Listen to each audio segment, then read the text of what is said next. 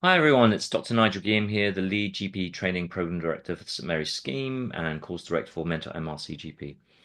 I get a lot of STs often asking me about what case priming actually is, how to use it effectively in the SCA, and I thought it'd be very useful just to put together a quick video just to showcase an RCGP case around this. So if you want to forward your skills in the SCA after this video, please feel free to contact me. You can contact me through the website mentormededucation.com and also by email at mrcgpcourses@yahoo.com. So I've been a TPD now for coming up to about 18 years and been teaching for the MRCGP for well over 20. And one of the fundamental aspects that I see in people who fail this exam is they don't understand their place in the patient's story. And this essentially is what case priming is all about. Those 3 minutes that you have before the patient actually enters the room virtually are fundamental in actually showcasing how you use the information in context and knowing your place in the patient's journey. So, what is case priming? Essentially, case priming is knowing how to use that information in context. There are basically three aspects to it, and the first really lies with curiosity. It's like, why am I being given this information? Why am I being told, this patient's social circumstances, medications, blood test results, if they've been specialist letters, comorbidities, are they well controlled?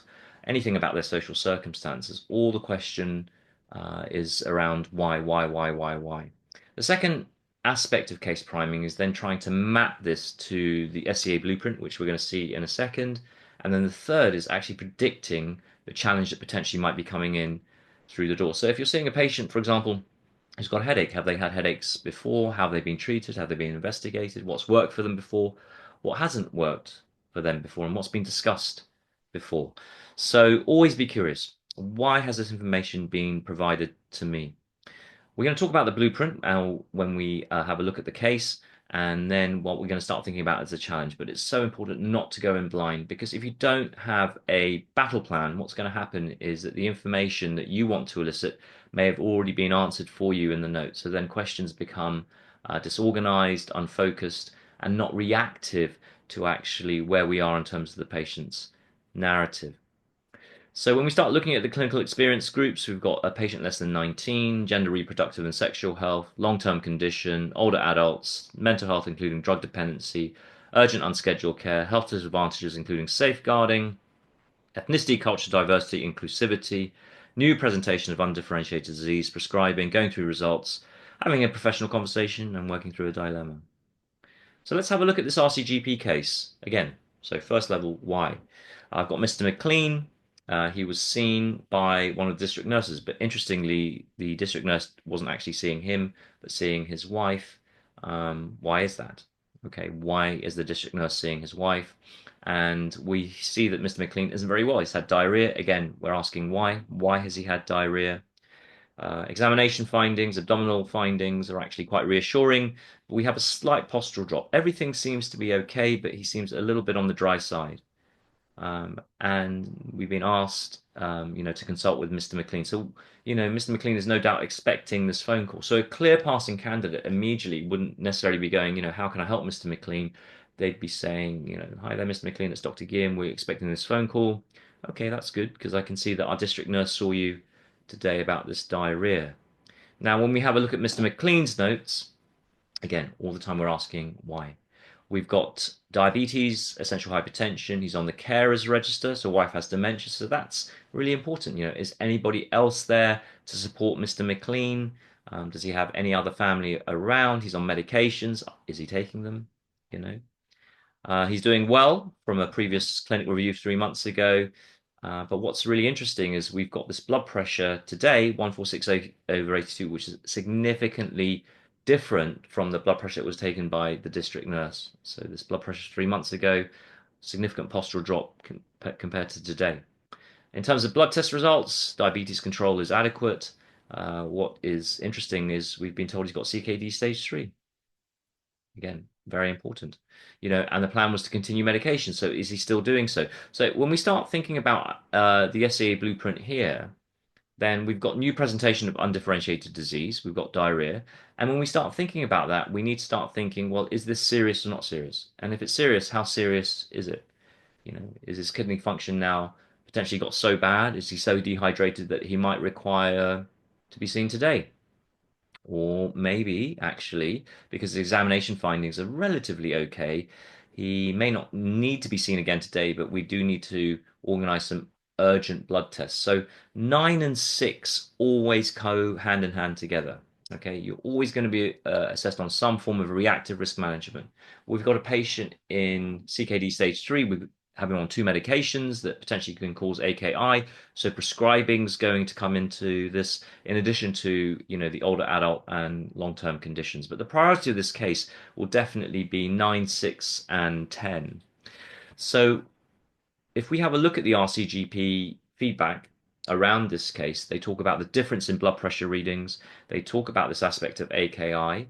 We don't know what's causing the diarrhea, so it's so important to elicit a patient's ice around this very early on. Does he need to be further examined? Well, he had a pretty thorough examination, to be fair, but does he need to have further investigations? And the answer to that is probably yes, and they probably need to be done sooner rather than later. But the issue, I suppose, is that he probably won't want to leave his wife because she's got dementia and maybe he can't come to the practice. If that's the case, how do we work through that dilemma?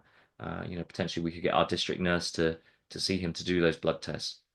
They talk about medication, they talk about the patient's priorities, they talk about the social situation. So the purpose of the case was to assess and safely manage an acute illness in a vulnerable patient with diabetes on whom his wife is dependent for care. So that's absolutely key, isn't it, in those 3 minutes? Are you recognizing that's what you're going to be assessed on?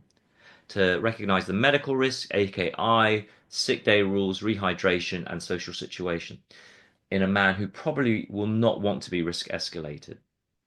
Now, if you want to watch how this is not supposed to be done, then do watch the case video of Steve McLean on the RCGP website, where the registrar unfortunately does not case prime, really goes in blind, doesn't know their place in the narrative, asks questions which are really not reactive to risk, and actually don't take into account the information that's already been provided.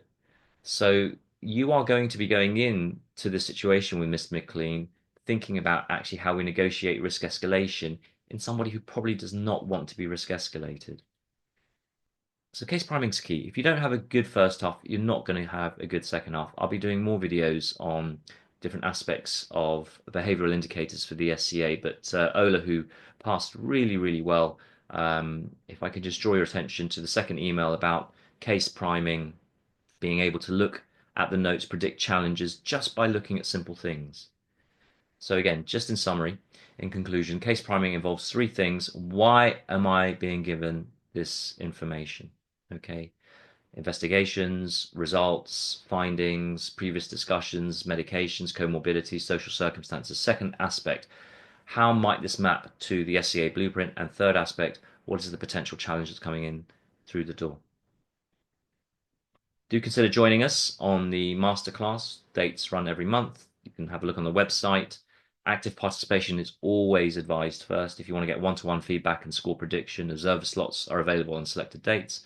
If you want one-to-one, then you can certainly email me. But at the moment, I'll only take on new mentees if they've actually attended a masterclass, as our one-to-one service now is so heavily oversubscribed, unfortunately, because of the huge high resit rate.